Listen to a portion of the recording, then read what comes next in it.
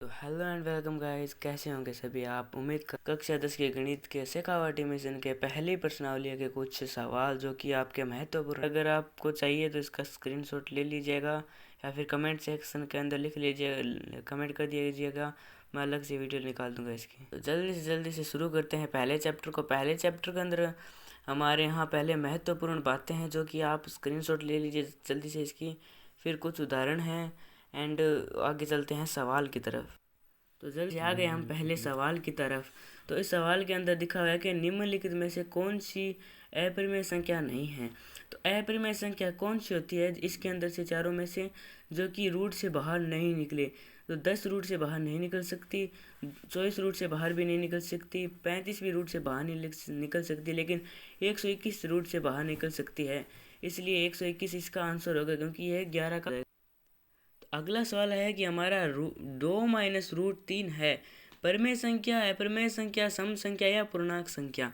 तो ये एक हमेशा याद रखना कि एक परिमेय संख्या और एक अपरिमेय संख्या हमेशा पर अपरिमेय संख्या ही होती है, इसलिए ये अपरिमेय संख्या हो जाएगी।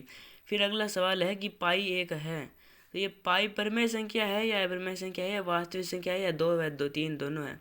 तो ये अपरिमेय संख्या और वास्तविक संख्या दोनों है। दो संख्या का मैं से 15 है व लय से 105 है, यदि उनमें से एक 5 है तो दूसरी संख्या क्या होगी। इस सवाल तो गाइस इस सवाल के अंदर हमें दिया होता तो b बराबर इसका सूत्र होता है HCF गुणा LCM बट्टा a। तो b बराबर HCF कितना है 15 और LCM कितना है 105 बट्टा 5, और ये 5 से 15 कट के इधर आए 3, इधर आया 1, तो b बराबर 3 गुना 105, तो b बराबर 315। तो गाइस इस सवाल के अंदर 315 इसका राइट आंसर हो जाएगा। ताकि मैंने आपको तरीका बताया है, अगर आपको क्लियर तरीका चाहिए तो मेरे को बता देना, मैं एक प्रश्नावली जरूर से देना। निम्न में से अपरिमेय संख्या है। अपरिमेय संख्या एक तो पॉइंट वाली जितनी भी संख्या होती है सारी अपरिमेय संख्या होती है। तो ये पॉइंट वाली है तो ये अपरिमेय संख्या हो जाएगी। अब आप सोच रहे हो कि ये भी पॉइंट है, लेकिन इसमें यही आ रहा है, ये अलग अलग होने चाहिए, 2 3 2 4 5, लेकिन इसके अंदर 2 3 2 3 2 3 2 3 ऐसे आएंगे, तो ये एक परिमेय संख्या है, तो ये इसका सही आंसर हो जाएगा। अगला सवाल है 144 के अभाज्य गुणनखंडों में 2 की घात, तो इसके आंसर हो जाएगा 4, क्योंकि अभाज्य गुणनखंड की 2 की घात इसमें 4 हो जाएगी। यदि पी स्क्वायर एक सम संख्या है तो पी एक, तो ये तो सिंपल सा है, पी स्क्वायर एक सम संख्या है तो पी भी एक सम संख्या ही होगी। अगला सवाल की तरफ आते हैं। यदि संख्या ए तथा 18 एलसीएम बराबर 36 तथा ए और 18 का एचसीएफ 2 है तो ए का मान होगा। तो ये सवाल भी गाइज कुछ इस तरीके से होगा जैसे मैंने आपको सूत्र बताया है, तो ये भी इस तरीके से हो जाएगा और उसका उत्तर आ जाएगा। तो गाइज अगला सवाल है हमारा, संख्याएं 96 और 404 का मैं से होगा। तो गाइज मैं से निकालने के लिए हमें 2 बार अभाज्य गुणनखंड विधि से दोनों के अलग अलग करने होंगे। तो हमने जब इसका अभाज्य गुणनखंड विधि से किया तो ये हमने इसी के लिख लिए हैं, ये आ गए इतना, और 404 का इतना आया।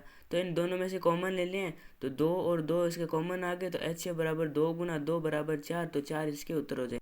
तो गाइज इस सवाल का उत्तर इसमें 4 आ गया गाइज, तो ये एकदम राइट आंसर है।